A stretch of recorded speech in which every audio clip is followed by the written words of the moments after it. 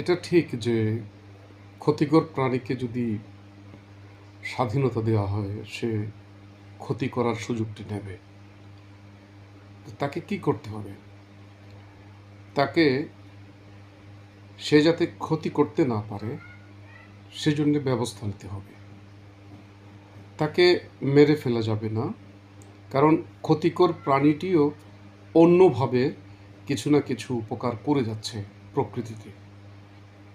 তো তার মধ্যে বিষ রয়েছে, সেই বিষে মানুষের রক্তের সংস্পর্শে এলে মানুষ মারা যাবে। তো তার ক্ষতি থেকে বাঁচার জন্যে ব্যবস্থা নেওয়া হতে পারে। ব্যবস্থা নিয়ে তাকে তার সীমিত স্বাধীনতা দিতে হবে। তাকে অবাধ স্বাধীনতা দিলে সে মারাত্মক ক্ষতি করে বসতে পারে। ধন্যবাদ।